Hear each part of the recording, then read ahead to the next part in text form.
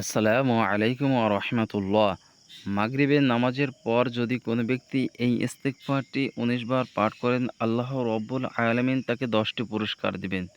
তার ভিতরে সবথেকে ছোট পুরস্কার হলো আল্লাহ রব্বুল আলামিন তার পূর্ববর্তী যত গুনাহ হয়েছে সমস্ত গুনাহকে আল্লাহ রব্বুল আলামিন মাফ করে দিবেন এবং ওই গুনাহবর্তী জায়গাগুলো আল্লাহ রব্বুল আলামিন নেকি দ্বারা ভরপুর করে দিবে। শুধু কি তাই নয়, তার ভিতরে আরও একটি দামি পুরস্কার রয়েছে। মৃত্যুর পর আল্লাহ রব্বুল আলামিন তাহাকে জান্নাত দান করবেন ইনশাআল্লাহ। প্রিয় দর্শক, আপনারা যদি গুনাহ মাফ করতে চান আর এই 10টি পুরস্কার নিতে চান, তাহলে আমলটি করবেন ইনশাআল্লাহ।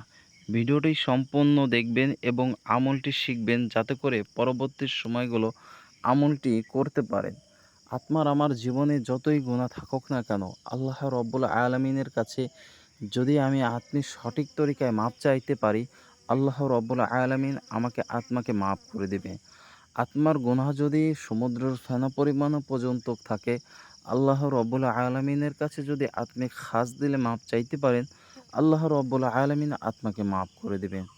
আপনার কত গুনাহ হয়েছে, আপনার গুনাহ করতে করতে আপনি অসন্তুষ্ট হয়ে পড়ছেন, আপনার জীবনে অনেক সুখ নেই, আপনি কষ্টের পর কষ্টে আছেন, আপনার গুনহার কারণে আপনার রিজিক বন্ধ হয়ে যাচ্ছে, আপনার গুনহার কারণে সমাজের মানুষ আপনাকে ধিক্কার জানাচ্ছে, তাহলে শুনে রাখুন, আল্লাহ রব্বুল আলামিনের দরবারের দরজা সবসময় খোলা থাকে তার বান্দাদের জন্য।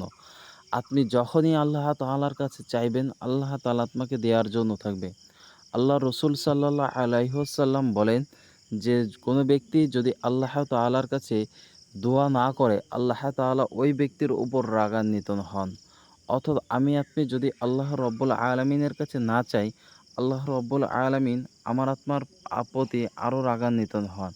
তাহলে আমি যতই গুনাহ করছি না কেন, এই গুনাহ আল্লাহ রব্বুল আলামিনের কাছে যদি সঠিক তরিকায় মাপ চাইতে পারি, আল্লাহ রব্বুল আলামিন আপনাকে মাফ করে দিবেন।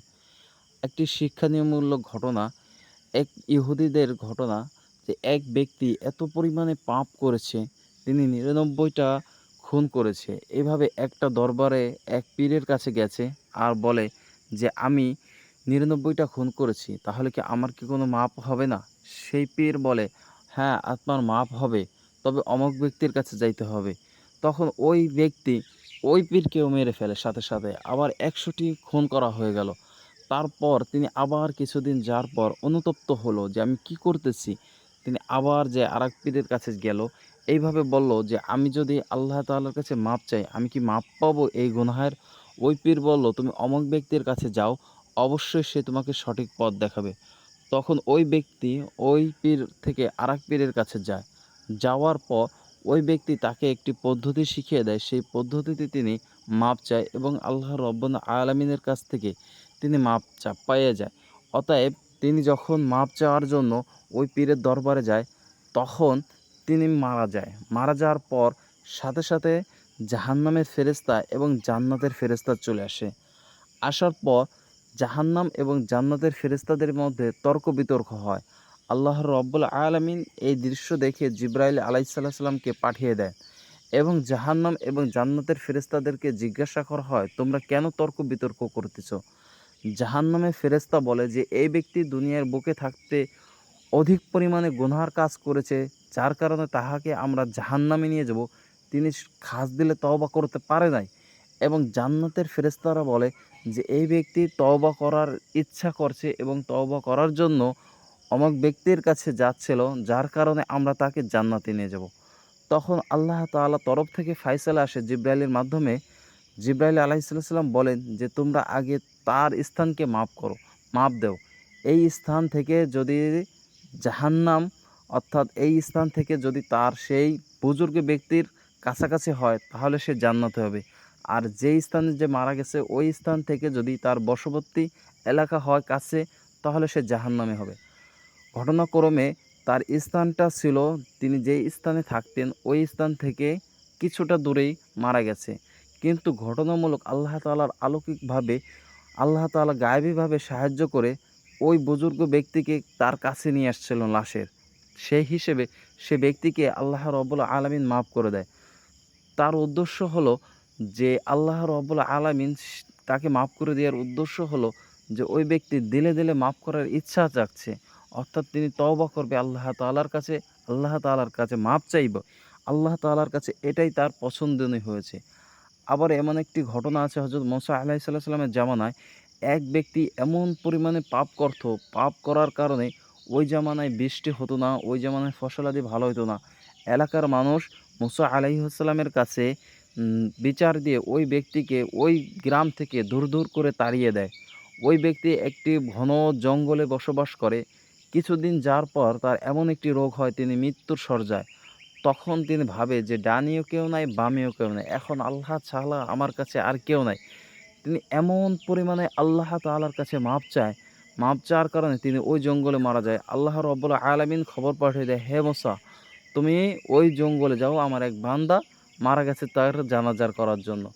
তখন মুসা আলাইহিস সালাম তার কওমকে নিয়ে যখন ওই জঙ্গলে প্রবেশ করে, যে দেখে যে সেই লোকটি, যেই লোকটি পাপের কারণে তাকে এলাকা ছাড়তে হলো, সেই লোকটির জানাজার জন্য মুসা আলাইহিস সালাম আসছে। মুসা আলাইহিস সালাম যখন কওমের মানুষ, তখন মুসা আলাইহিস সালামকে ধিক্কার দিয়ে জানালো যে তুমি এই লোকের কাছে আমাদেরকে কেন নিয়ে আসছো? যে এই লোক, আমরা গুনাহ করার কারণে তাকে আমরা এলাকা থেকে বিতাড়ন করছি, আজকে তুমি সেই লোককে আবার আমাদের নিয়ে আসছো জানাজার করার কারণে। কিছু লোক সেইখান থেকে চলে যায়। তখন মুসা আলাইহিস সালাম আল্লাহ তাআলার কাছে জিজ্ঞাসা করা হয় যে, আল্লাহ, এই ব্যক্তিকে তো আমরা পাপের কারণে আমরা এলাকা থেকে তাড়াইয়ে দিলাম, আর এই ব্যক্তির জানাজার জন্য তুমি আমাকে হাজির করলা? আল্লাহ রব্বুল আলামিন তখন বলে, হে মুসা, তুমি তো তার অন্তরের খবর জানো না। সে ব্যক্তি মৃত্যুর শয্যায় এমন পরিমাণে খাস দিলে তওবা করেছিল, আমি তার সমস্ত গুনাহকে মাফ করে দিয়েছি। এরকম আরও একটি জামানার ঘটনা আছে, যে এক ব্যক্তি আল্লাহ তাআলার কাছে জিজ্ঞাসা করা হলো যে এই জামানার ভিতরে সবচেয়ে পাপিষ্ট ব্যক্তিকে। তখন আল্লাহ রাব্বুল আলামিন বলল যে তোমার এই সামনে দিয়ে এই রাস্তা দিয়ে একজন ব্যক্তি যাবে। তখন দেখলো যে এক ব্যক্তি যাচ্ছে তার একটি বাচ্চাকে নিয়ে। আবার আল্লাহ তাআলার কাছে জিজ্ঞাসা করা হলো, হে আল্লাহ, এই জামানার ভিতর সবচেয়ে খারাপ এবং নিকৃষ্ট ব্যক্তিকে। ঘটনাক্রমে দেখা গেল আবারও ওই ব্যক্তি আসছে। তখন আল্লাহ তাআলার কাছে জিজ্ঞাসা করে হলো যে, আল্লাহ, একই ব্যক্তি এই জামানার সবচেয়ে পাপিষ্ট, আবার একই ব্যক্তি এই জামানার সবথেকে শ্রেষ্ঠ ভালো কেন? কিভাবে এটা সম্ভব? আল্লাহ রাব্বুল আলামিন তখন বলেন, তুমি তো তার অন্তরের খবর জানো না। ওই যে ছোট বাচ্চাকে নিয়ে যখন যাচ্ছিল, ছোট বাচ্চাটি একটি প্রশ্ন করছিল যে, আব্বাজান, এই জামানার ভিতর সবচেয়ে পাপিষ্ট কে? এবং তখন বলে যে আমি পাপিষ্ট। তখন বলে এই পাপিষ্ট থেকে আর বড় কি আছে? তখন বলে এই পাপিষ্ট থেকে বড় হলো পাহাড়। তখন বলে এই পাপিষ্ট থেকে আরও বড় কি আছে? তখন বলে যে আমার গুনার থেকে, এই পাহাড়ের থেকে, এই চন্দ্র সূর্য থেকে সবচেয়ে বড় হচ্ছে আল্লাহ। সে আল্লাহ যদি ইচ্ছা করে আমার পাপকেও মাফ করে দিতে পারে। আল্লাহ তাআলার কাছে এই কথাটি এতটাই পছন্দ হয়েছে, যার কারণে আল্লাহ তাআলা তাকে তার গুনাহকে মাফ করে দিয়ে তাহাকে ওলি মানিয়ে দিয়েছে। তাই প্রিয় দর্শক, আমার আপনার জীবনে যতই গুনাহ হোক না কেন, আমি আপনি যদি আল্লাহ তাআলার কাছে খালেস দিলে মাপ চাইতে পারি, আল্লাহ তাআলা আমাকে আপনাকে মাফ করে দেবে। এখন সেই ইস্তেগফারটি কী এবং এই ইস্তেগফারটি কখন পড়বেন? এই ইস্তেগফারটি হলো মাগরিবের নামাজের পর সেই স্থানে বসে থাকবেন। প্রিয় ভাইরা, যদি আত্মারা হন তাহলে মসজিদে বসে থাকবেন, আর প্রিয় মা বোনেরা হন তাহলে ঘরের জায়নামাজে বসে থাকবেন। সেখানে বসে প্রথমত আল্লাহ রসুল সাল্লাল্লাহু আলাইহি ওয়াসাল্লামের প্রতি দরুদ শরীফ পড়বেন, সাল্লাল্লাহু আলাইহি ওয়াসাল্লাম, এটা ৩ বার পাঠ করবেন। তারপর পাঠ করবেন, আস্তাগফিরুল্লাহ রব্বি মিন কুল্লি যামবি ওয়া আতুবু ইলাইহি লা হাওলা ওয়ালা কুওয়াতা ইল্লা বিল্লাহ। এই ইস্তিগফারটি ১৯ বার পাঠ করবেন। আবারও ৩ বার আল্লাহ রসুল সাল্লাল্লাহু আলাইহি ওয়াসাল্লামের প্রতি দরুদ পড়বেন, সাল্লাল্লাহু আলাইহি ওয়াসাল্লাম। এইভাবেই ইস্তিগফারটি পাঠ করে আত্মারা মোনাজাত ধরবেন এবং আল্লাহ তাআলাকে হাজির নাজির মনে করে চোখের পানি ছেড়ে দিয়ে ঝরঝর করে আল্লাহ তাআলার কাছে কান্না করবেন। আল্লাহ তাআলা আত্মার আমার জীবনের সমস্ত গুনাহকে মাফ করে দেবে।